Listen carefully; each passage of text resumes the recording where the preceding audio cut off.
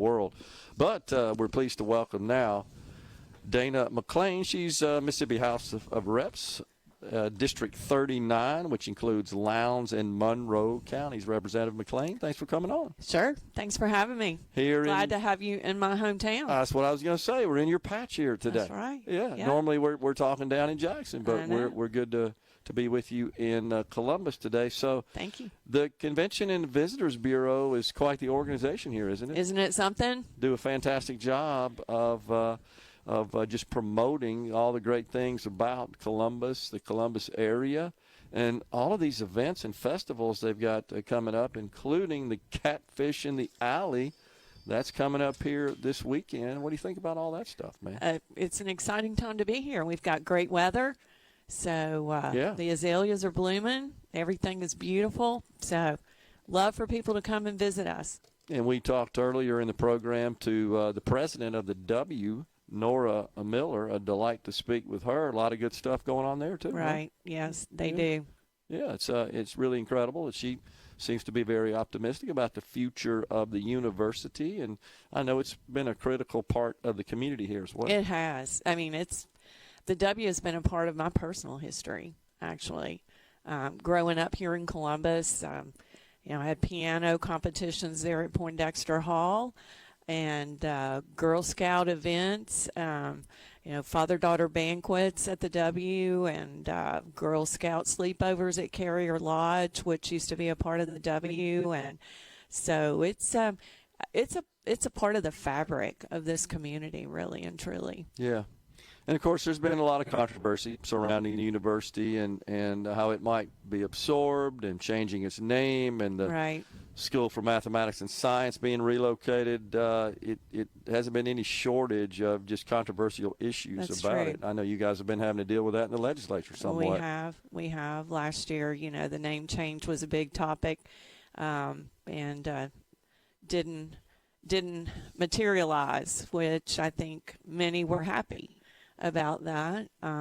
But anyway, yes, it will be a topic that will be coming up next session, I'm sure. Yeah. So I'm a huge fan of Mississippi School for Math and Science. My daughter is a graduate of that program, and it is a tremendous school, a tremendous program. The faculty there are the best in our state and the best, in the nation, really. And I will be working to do all I can for that school. Well, President Miller, in our discussion with her earlier today, Representative McLean, said that in polls they had done among the students, 96% wanted to stay where it is, is what she said. Right, yeah. And I can see why.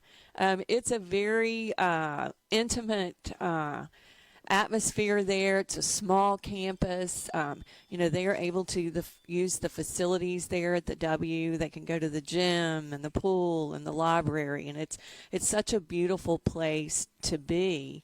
And I could see why they want to stay where they are. Even with the facilities and the shape that they're in, which they're not in the best of shape. And we really need to do what we can to make sure they have top-notch facilities to use there. They're top-notch students. They deserve better than they've received. Surely the IHL and the legislature are reviewing that data, and that is being used as input in the decision-making. Let's hope so. Yeah. Let's hope so. Yeah, absolutely. Okay, so what a strange session we had. We got everything but a budget. Just a small matter there. No, really. Well, any update on when you guys might get back together down there under the dome to hammer out our budget for next year? I've not heard. Of course, we know it will be before the end of June. Right. Has to be. Right.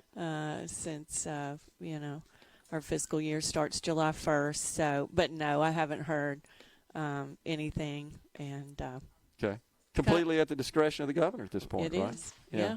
And what we go over and what we do is totally his discretion. That's true. You're talking about the subject matter you'll take up. We know the budget's one, but what the agenda anything looks like. else that we that we attack. And they've been pretty quiet. I mean, the governor's office, I haven't seen any reports of any other matters to come before a special session other than the budget. Right. I think it was just let us, go home, take a breath, let those that need to blow off steam do that, and then come back on the ready to finish it all up. Well, it feels like, to your point, there was a lot of pressure of steam built up among some of the key players, especially with respect to this tax legislation. Right. Really bizarre the way that thing went down. It really was, wasn't it? That's crazy. I can't remember anything like that. I'm a little surprised it didn't get more national media attention, honestly. Yeah. But. So what do you think? Is that going to play into the budgetary process, the contention, the tension that still exists between the two houses? Well, let's hope not. Let's hope not. Yeah. We need to do what's right as far as, providing for the agencies and the groups that need the money, and that kind of we put the other, behind us and move forward on that.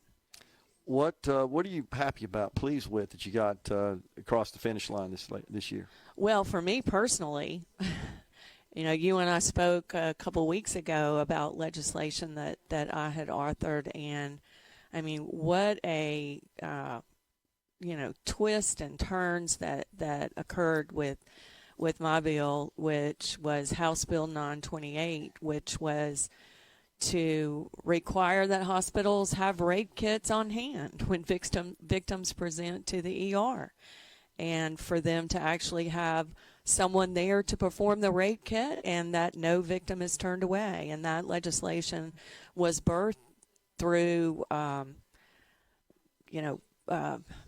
happenings that were happening all over the state in hospital ERs where victims have been turned away and told, hey, we don't do that here.